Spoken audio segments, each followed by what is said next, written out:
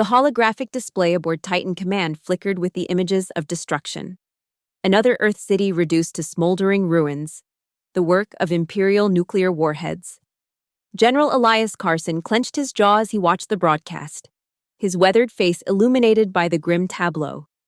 A veteran of countless conflicts, he had never imagined humanity would face such an existential threat. The year 2278 had begun with whispers of alien contact. It was ending with an ultimatum. Surrender or become ash. The Imperial envoy had declared just hours ago, their voice transmitted across every communication channel in the solar system. The demonstration of power that followed, the obliteration of Shanghai, left little doubt about their capabilities. Carson turned away from the display, his gaze sweeping across the command center buried deep within Titan's icy crust. Technicians and officers worked in tense silence, awaiting his orders. Through the reinforced viewport, Saturn's largest moon presented a deceptively peaceful landscape of orange haze and methane lakes. "Sir," Lieutenant Braddock approached, datapad in hand. "Earth's Security Council has voted. They're signing the Imperial Treaty within the hour." Carson's expression remained unchanged, but his eyes hardened. "And the activation codes?"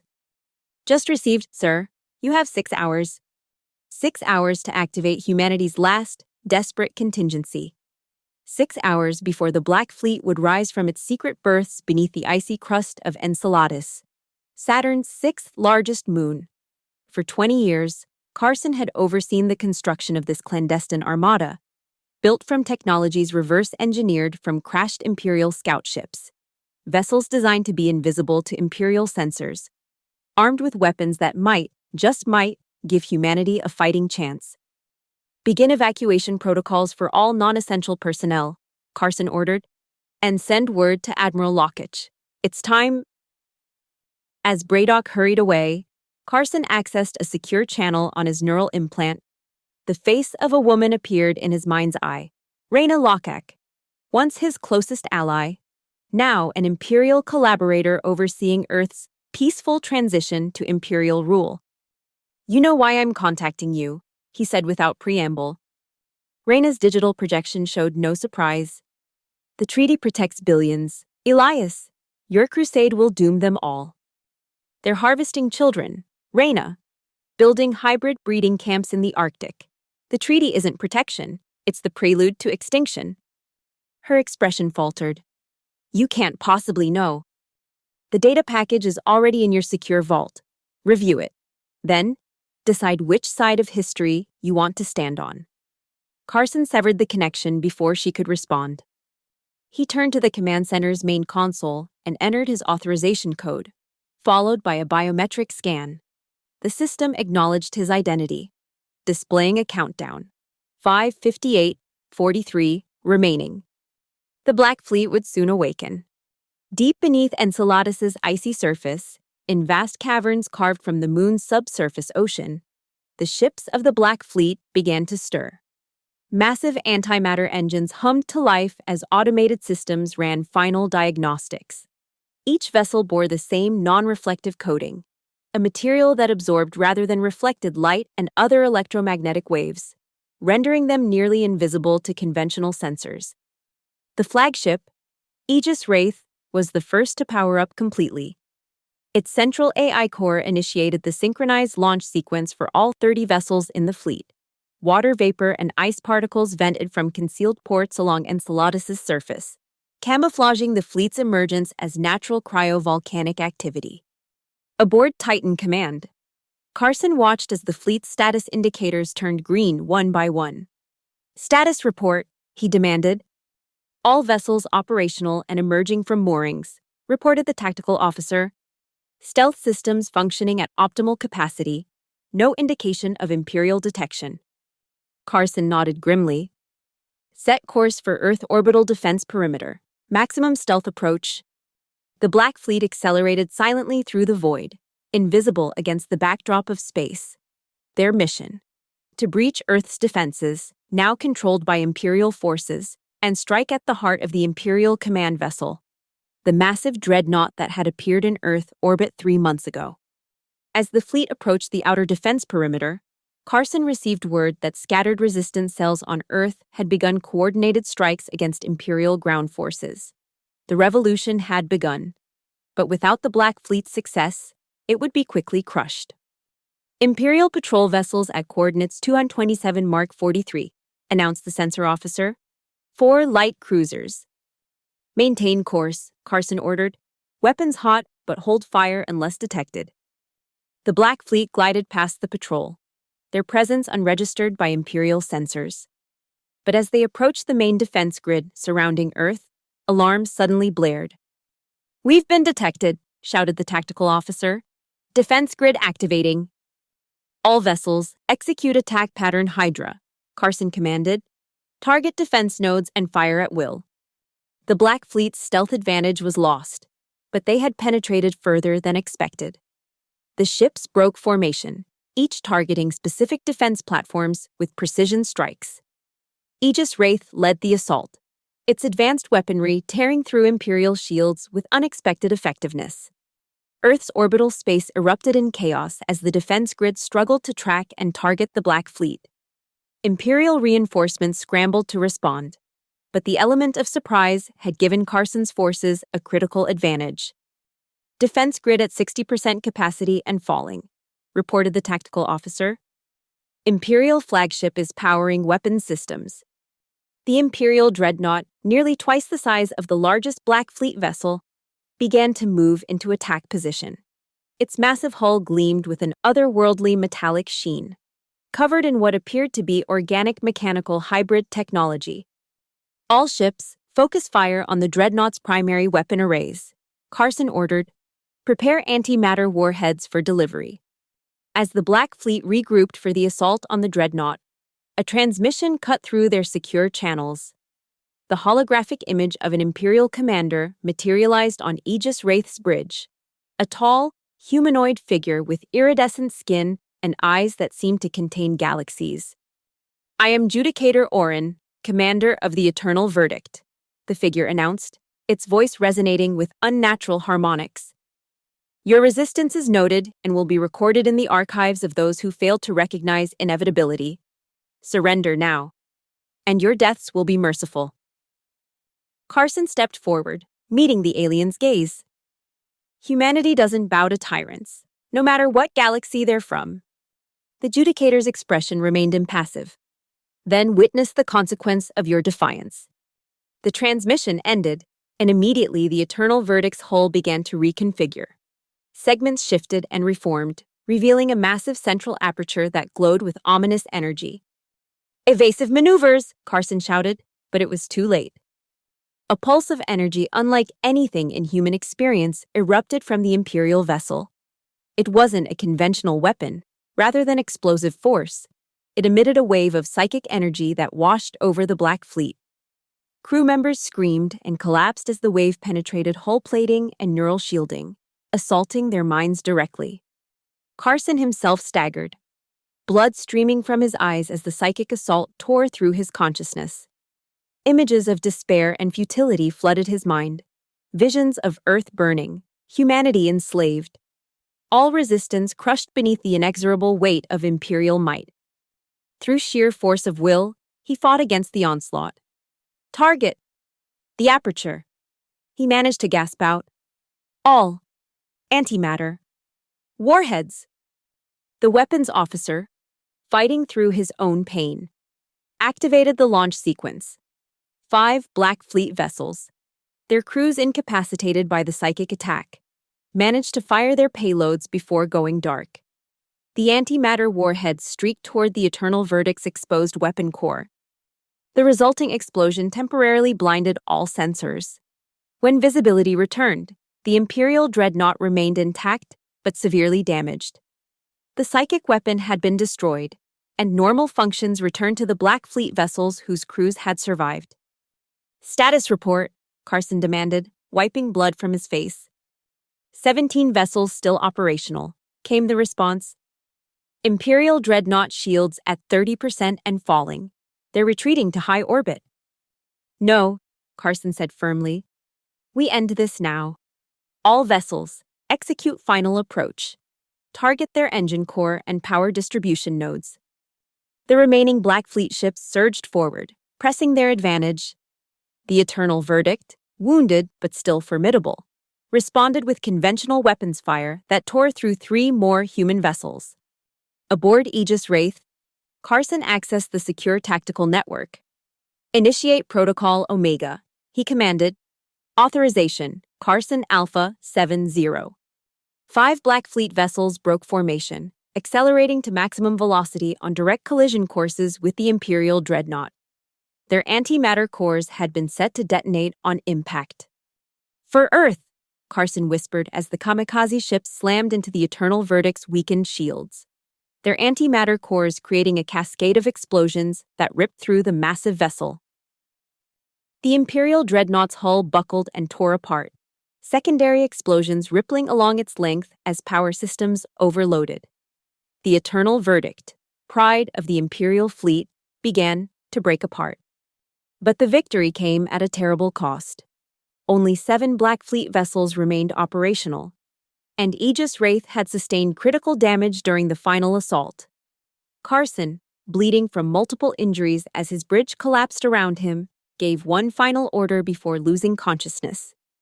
Transmit the files to all Earth networks. Darkness claimed him as Aegis Wraith's emergency systems engaged, placing the surviving crew in stasis pods. When Carson opened his eyes again, he was no longer aboard his ship. Sterile white walls surrounded him, and medical equipment monitored his vital signs. A familiar face came into focus. Raina Lokich. "How long?" he asked, his voice hoarse. 3 days, she replied. "We found Aegis Wraith adrift in high Earth orbit. Most of your crew survived in stasis." Carson attempted to sit up but found his body too weak. "The files?" "Transmitted successfully. The evidence of the breeding camps and the children." Raina's voice broke. "It's everywhere now. Riots have broken out in every major city. Imperial ground forces are facing resistance on all fronts." "The Eternal Verdict?" "Destroyed. But..." Raina hesitated. "They've called for reinforcements, and they've deployed something on Earth. They're calling it the Singularity Bloom." Carson's blood ran cold. Imperial bioweapons were the stuff of nightmares, organisms engineered to rewrite ecosystems and subjugate populations. "Where?" "Himalayan Complex, the main Imperial ground base." Despite his condition, Carson struggled to his feet. "We need to contact Merrick and his resistance cell. They're closest to that region." Raina nodded. "Already done. Merrick and Vera are assembling a strike team. But the bloom is unlike anything we've seen before.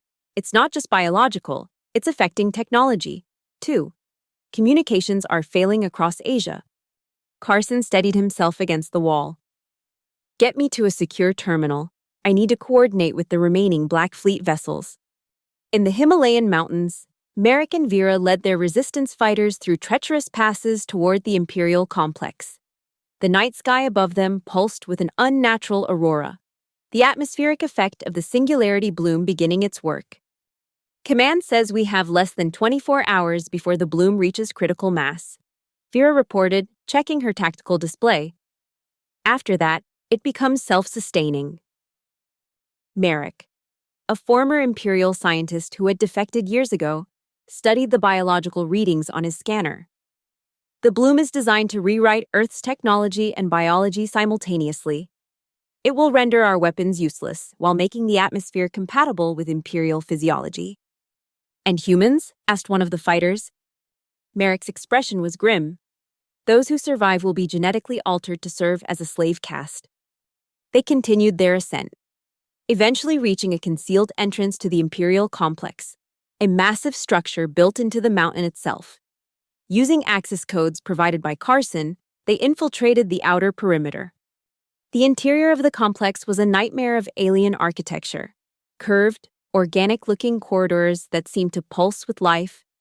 At the center, they found the bloom, a massive, crystalline structure that emitted pulses of energy in regular intervals. "We need to plant the charges at the base structure," Merrick instructed. "The antimatter core should disrupt the bloom's quantum field." As they moved to position the explosives, Imperial guards detected their presence. A firefight erupted, with Vera and half the team providing cover, while Merrick and the others worked to plant the charges. 10 minutes until the next energy pulse, Merrick shouted over the chaos. If we don't destroy it before then, the bloom will achieve 50% saturation. Vera and her fighters held the line, but they were outnumbered. One by one, they fell to Imperial weapons fire. Merrick finished setting the final charge just as an Imperial guard's shot caught him in the shoulder, spinning him to the ground. With his remaining strength, he activated the detonator. For Earth, he whispered, echoing Carson's words from the space battle. The antimatter charges detonated simultaneously, creating a localized singularity that imploded, taking the bloom and most of the Imperial complex with it. The shockwave rippled outward, temporarily disrupting all technology within a 1,000-kilometer radius. For 72 hours, Asia went dark. No communications, no power, no technology of any kind. When systems finally came back online, the Imperial presence had been broken. The destruction of the Eternal Verdict and the bloom, coupled with the global uprising triggered by Carson's evidence, had forced the Imperial forces to retreat. 1 month later, Carson stood on the observation deck of the rebuilt Titan Command, watching as the remnants of the Black Fleet returned from their pursuit of the retreating Imperial ships. Earth was free, but the cost had been enormous. Reyna joined him at the viewport. The Provisional Government is asking for you to return to Earth. They want to establish a new defense protocol in case the Empire decides to return. Carson nodded slowly. They will return. Maybe not tomorrow, maybe not for years, but they will come back. And we'll be ready, Reyna said firmly. Merrick's team recovered substantial Imperial technology from the Himalayan complex before it was destroyed. Our scientists are already adapting it for our use. What about the children? Carson asked, his voice heavy with emotion. The survivors from the breeding camps are being reunited with families where possible. For the others, specialized care facilities have been established. Reyna placed a hand on his shoulder. We're healing, Elias, slowly, but we're healing. Carson turned from the viewport to face her. Then it's time to prepare. The Black Fleet was just the beginning. Next time, we'll need more than 30 ships and a desperate gamble. Next time, Reyna agreed. We'll have a united Earth and the technology to match theirs. As they spoke, in laboratories across Earth, scientists worked to understand the recovered Imperial technology. In military bases, new recruits trained for the defense of their planet. And in the darkness between stars, automated beacons monitored the void, watching for the Empire's return. Humanity had won its first battle for survival. The war, however, had just begun. 3 years passed, and Earth had transformed. The scattered remains of Imperial technology had accelerated human development by centuries. Unified under the new Earth Defense Coalition, humanity expanded its presence throughout the solar system, establishing military outposts and research stations from Mercury to the Kuiper Belt. Carson, now Supreme Commander of Earth's Combined Defense Forces, stood in the control room of the newly constructed orbital station Vigilance. Before him, a holographic display showed the progress of the new fleet, no longer just black stealth vessels, but a diverse armada incorporating hybrid human Imperial technology. Production is ahead of schedule, reported Admiral Vera Chen, one of the few survivors of the Himalayan mission. Promoted for her bravery, she now oversaw the Jupiter shipyards. The first 100 vessels will be operational within the month. Excellent. Carson studied the tactical projections. And the long-range sensors? Online and monitoring to a distance of 12 light-years, Vera confirmed. If the Empire returns, we'll have advance warning. The door to the control room slid open, and Reyna entered. Now serving as Earth's Secretary of Defense, she coordinated between the military and civilian government. Her expression was troubled. We've detected something, she announced without preamble. The quantum entanglement network picked up Imperial communications at the edge of our sensor range. Carson's jaw tightened. How many ships? It's not a fleet, Reyna said, activating her own data feed to the holographic display. It's a single vessel, a scout ship, based on the signature. The display shifted to show the approaching vessel, smaller than the eternal verdict had been, but clearly of imperial design. They're testing our defenses, Carson concluded, seeing how we've developed since their retreat. What do we do? Vera asked. Destroy it? Carson considered the options. No, we capture it. If we can take the crew alive, we might gain valuable intelligence about the Empire's structure and future plans. Preparations began immediately. 2 of the new hybrid vessels, Eclipse and Horizon, were dispatched to intercept the Imperial Scout. Using stealth technology derived from the Black Fleet but enhanced with Imperial cloaking systems, they approached undetected.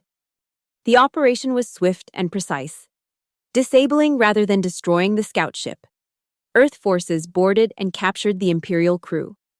The prisoners were transported to a secure facility on Titan, where Carson personally oversaw their interrogation. What they learned changed everything. The Empire isn't a unified entity, Carson explained to the assembled Earth Defense Council 2 weeks later. It's a coalition of 17 different species, all conquered and absorbed by the original Imperial race, beings they call the Architects. Holographic images displayed the various alien species that comprise the Empire, each adapted or engineered to serve specific functions within the Imperial hierarchy. The force that attacked Earth 3 years ago was just a single battle group. Carson continued. One of hundreds scattered throughout this arm of the galaxy. They expected an easy conquest. They didn't anticipate effective resistance. And now? Asked one of the council members. Now they're preparing a proper invasion force, Reyna answered. According to the information we extracted, a fleet of over 5,000 vessels is being assembled. Estimated arrival, 18 months. Murmurs of concern spread through the council chamber. Can we possibly prepare adequate defenses in that time frame? Another council member questioned. Carson activated a different holographic display, a strategic overview of the solar system, with defense installations highlighted at key points. We won't try to match them ship for ship. Instead, we'll transform the entire solar system into a defensive weapon. The plan was audacious. Using the advanced propulsion and energy systems recovered from Imperial technology, Carson proposed repositioning several outer solar system bodies, specifically select asteroids and small moons, into a complex defensive network. These celestial objects would be hollowed out and converted into massive battle stations, with the natural materials providing both camouflage and protection. Additionally, he continued, we've made a breakthrough in understanding the psychic weapon technology used against the Black Fleet. Dr. Merrick's team believes we can not only shield against such attacks, but potentially develop our own versions. Merrick, his arm still showing signs of injury from the Himalayan mission, stepped forward to explain.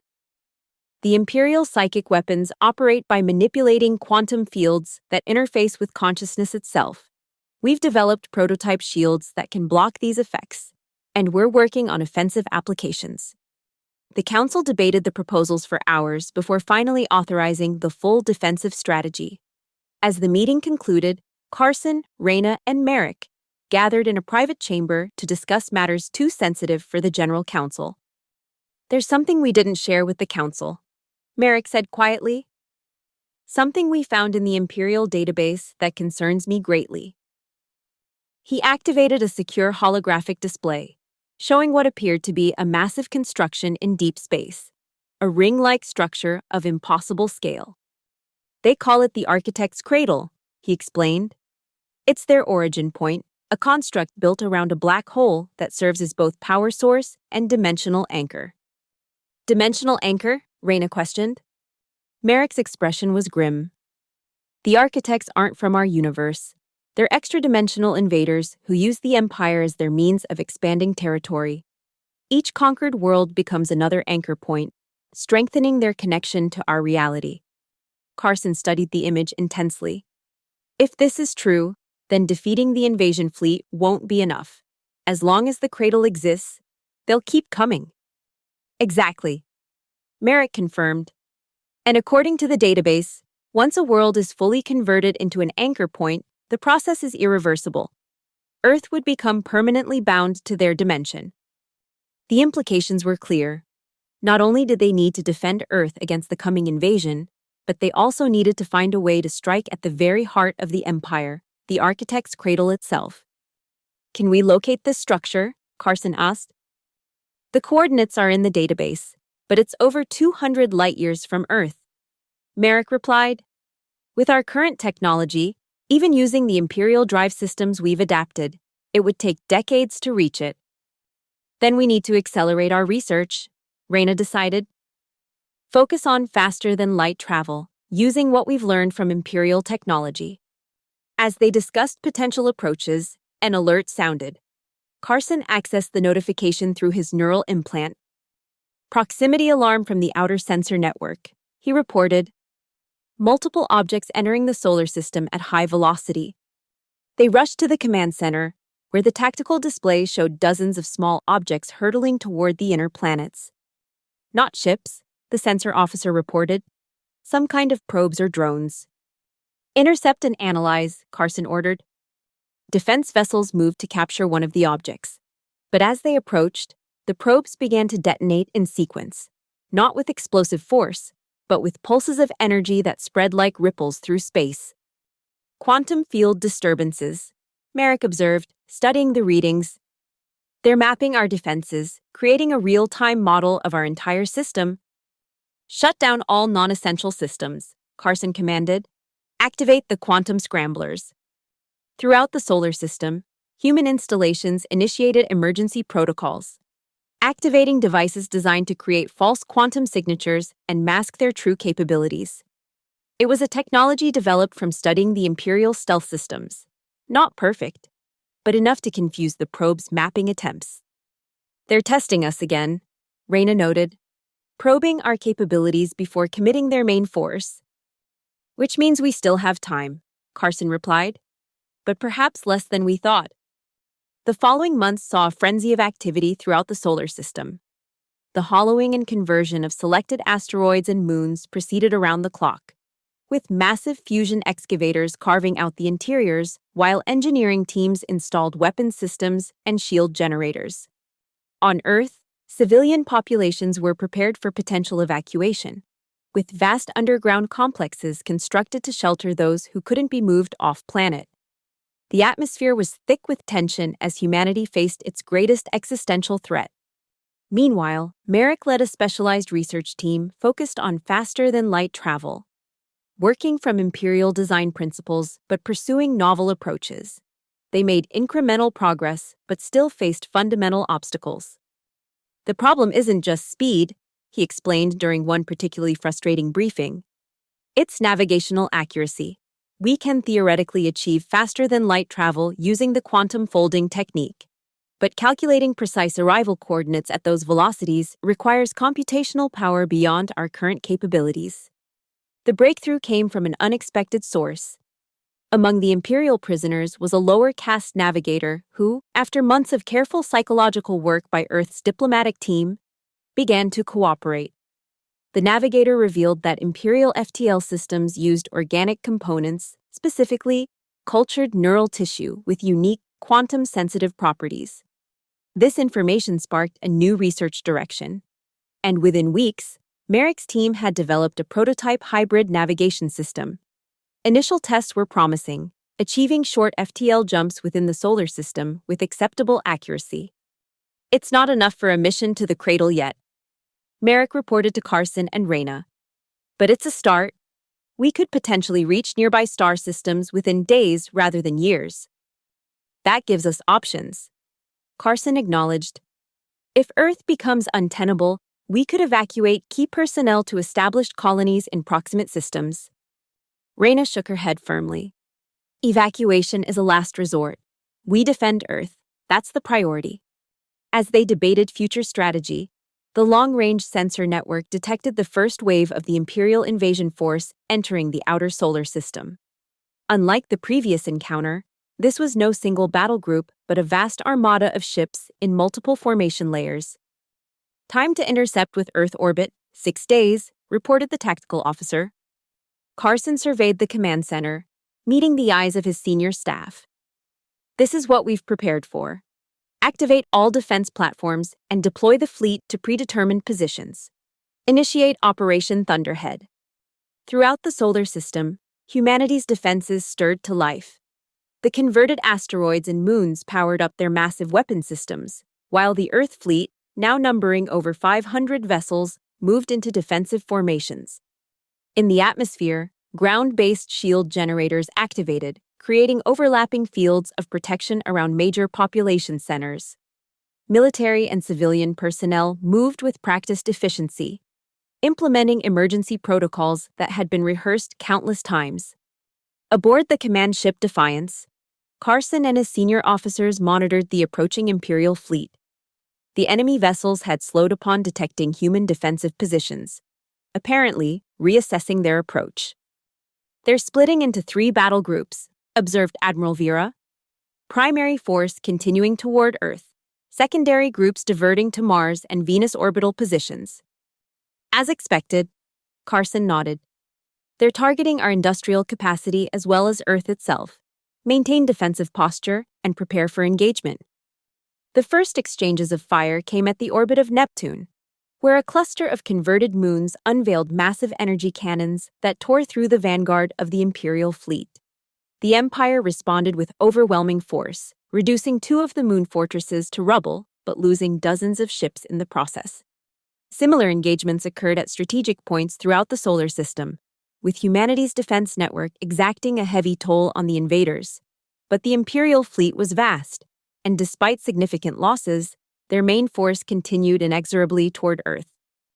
"They're adapting to our weapon signatures," Merrick warned, analyzing tactical data from his research station on Mars. "Each engagement, their shields become more effective against our technology." "Implement random frequency modulation on all weapon systems," Carson ordered. "Don't let them establish a pattern." The defensive battle continued for days, with human forces employing guerrilla tactics, striking from concealed positions, then withdrawing before the Empire could bring its full force to bear. But as the main Imperial battle group approached Earth orbit, the final confrontation could no longer be delayed. "All remaining Earth defense vessels, form up," Carson commanded. "Prepare for simultaneous strike on the Imperial flagship." The Earth fleet, though reduced by previous engagements, still presented a formidable force. They assembled in a spherical formation around the planet, energy weapons charged and antimatter warheads primed.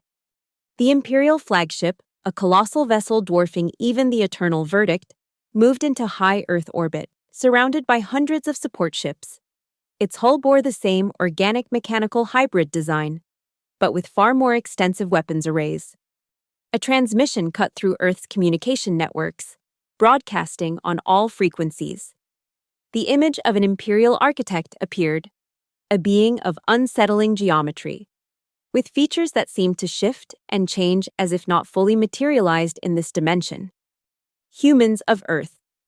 The being spoke, its voice creating discordant harmonics that caused pain in human listeners. "Your resistance has been noted and recorded in the Imperial archives. Such defiance is rare and worthy of study. Surrender now, and a representative population will be preserved for analysis. Continue to resist, and your species will be catalogued among the extinct." Carson stepped forward, ensuring his response would be transmitted to both the Imperial fleet and all human settlements throughout the solar system. "We've studied your archives," he replied steadily. "We know what you are, not an empire, but a parasite, consuming worlds to anchor your invasion from another reality. Earth isn't just fighting for survival. We're fighting for our universe. There will be no surrender, no capitulation, not today, not ever." The architect's expression shifted in a way that might have been amusement. "Your understanding is incomplete, but impressive nonetheless. It changes nothing. The conversion has already begun." The transmission ended, and immediately, the Imperial flagship's hull began to reconfigure, opening to reveal a massive central apparatus similar to the Singularity Bloom, but vastly larger. "All vessels, execute attack pattern Omega," Carson shouted. "Target that device before it activates." The Earth fleet surged forward, concentrating fire on the Imperial flagship. But the enemy was prepared, their escort vessels forming a protective screen that absorbed the brunt of the attack. "The device is powering up," reported the sensor officer. "Quantum field disturbances detected throughout Earth's atmosphere." On the planet below, strange phenomena began to manifest. The sky took on an unnatural hue, while electronic systems fluctuated wildly. In major cities, structures of unknown material began to crystallize out of thin air, growing like bizarre coral formations. "It's a planetary-scale conversion device." Merrick's voice came through the communication channel from Mars. "Similar to the Bloom, but operating at a quantum level. It's beginning to rewrite Earth's dimensional resonance." "Can we stop it?" Carson demanded. "The process can only be halted by destroying the source device," Merrick replied. "But conventional weapons won't penetrate their defenses in time." Carson made a decision. Prepare the Terminus Protocol. His senior officers exchanged grim looks. The Terminus Protocol was their absolute last resort, a technology derived from Imperial quantum weapons but modified to create a localized dimensional rupture. It would destroy the Imperial flagship, but the collateral damage would be catastrophic. "Sir," Reyna objected, "the rupture could extend to Earth's atmosphere. Millions would die. If that device fully activates, humanity ceases to exist as an independent species." Carson countered, "Prepare the protocol." As the Earth fleet continued its desperate assault against the Imperial defenses, a new contact appeared on the sensor display. A small vessel approaching at impossible speed from the direction of Mars. "Unknown craft on intercept course," announced the tactical officer.